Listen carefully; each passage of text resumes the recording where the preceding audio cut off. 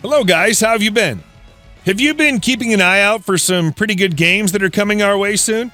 You know, things like Punishing Grey Raven, Nier Reincarnation, Lost Ark? That's right, Lost Ark is expected to drop this year in North America and Europe, so we'll finally get some closure and a damn good MMORPG as well. But I'll leave that for another time. Today, I want to share my views on one of the biggest oddities that I've ever seen in all my years of gaming. After Battleship Girls and the like, I thought I'd seen it all.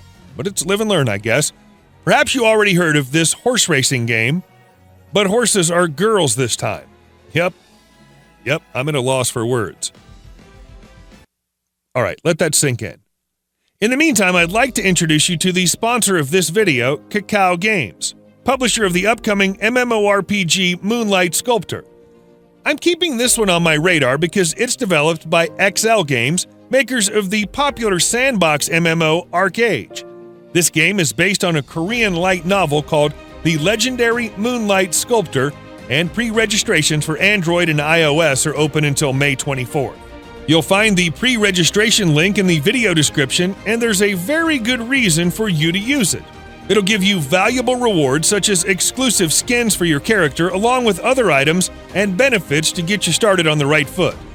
Don't forget to join the Moonlight Sculptor community on Discord and Twitter. The links are below as well. So, Moonlight Sculptor seems to be heavily story-based, and a high level of player freedom is promised. It looks like there will be unexplored regions and hidden quests for you to discover without any help, which is a good thing in my book. I'm always up for discovering hidden adventures. While there's going to be a fair bit of fighting and even a bunch of hidden classes for you to unlock, life content is available as well. There's a robust housing system, you can cook your food to get buffs, do some fishing, and craft your own weapons and armor. Going on adventures alone isn't wise, so get a pet or a mercenary to be your trustworthy sidekick. Remember to pre-register and grab those rewards because Moonlight Sculptor's launch is closer than you think. And now back to horse racing. But girls. I decided to further inspect Cygames' Uma Musume Pretty Derby because it sounded like the kind of game that could stir up a nice little controversy. In fact, the producers have requested fans to stop messing around with the looks of the so-called horses, so you get the idea.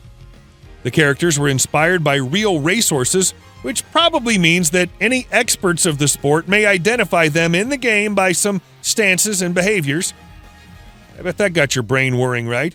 Girls with horse ears and tails running around a racetrack. That doesn't sound like material for a few online rants at all. Personally, I'm good with it because it's a game and we've seen some weirder stuff coming from Japan after all. But I can see some people getting upset with it because it's like a hip thing nowadays. Anyway, let's continue. Uma Musume Pretty Derby was released earlier this year in Japan for Android, iOS, and PC, and there's a related anime as well, which is probably why the excitement ramped up for the game. I don't think that a global release is likely, but I wouldn't dismiss it entirely. So fingers crossed if you like horse girl racing. Yeah, that sounded weird.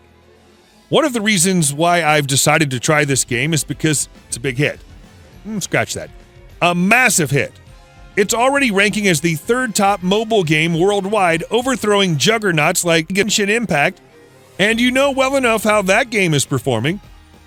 What's so special about it, apart from the implausible concept? Well, I can't get into much detail because my Japanese is a bit rusty, but it seems like it has all the mechanics that you would expect from a management RPG. You train and level up your horses, or girls, you know what I mean. You hang out with them, and when race day comes, you watch a pretty good and nail-biting anime cinematic to see who crosses the finish line first. I like how they hide the standings during the final stretch of the race so that you must rely on visuals alone to understand how it's going to be. After the race, everyone gathers on stage to perform some catchy J-pop tunes for some reason.